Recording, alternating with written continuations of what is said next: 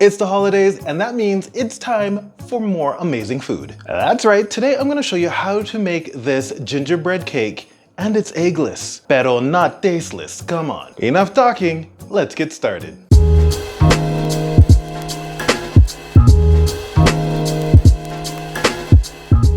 As per usual, you want to set your oven to 350 degrees Fahrenheit or 180 degrees Celsius. Oh hey, guess what? So I also now have memberships thanks to you guys because the channel has been growing and doing better and better. So thank you very much. If you'd like to know more about the memberships, click below.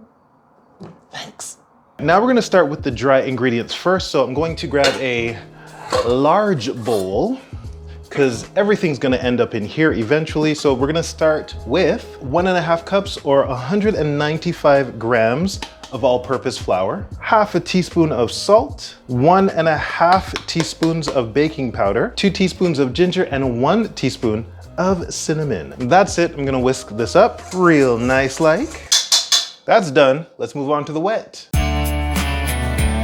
Got another bowl here, smaller bowl, but now I'm gonna start to add in half a cup or 102 grams of brown sugar, a 1/4 cup or 46 milliliters of sunflower or canola. You just want an oil that doesn't have flavor to it like an olive oil. Half a cup or 170 milliliters of fancy molasses, because that's just how we do it here. Hello? Okay.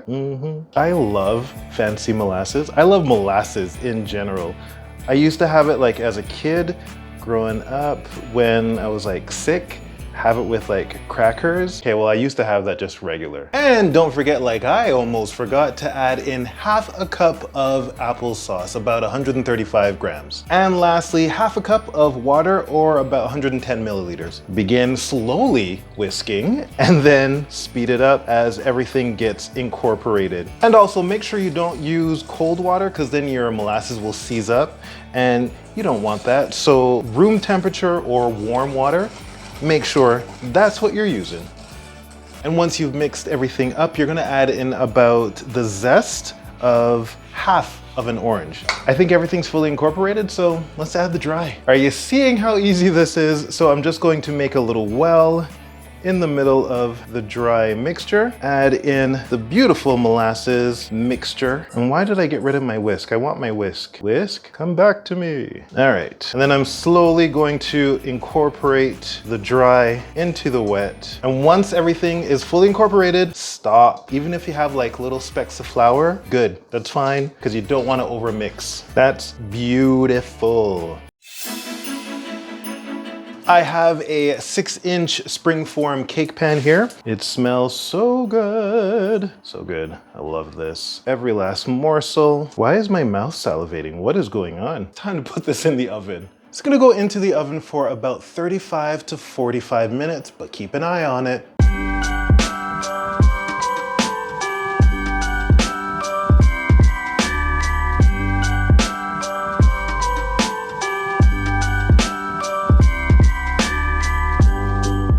I love this cake. It is moist and dense and absolutely packed with ginger. If you don't want to add so much ginger, of course you don't have to. Maybe go with a tablespoon instead of 2.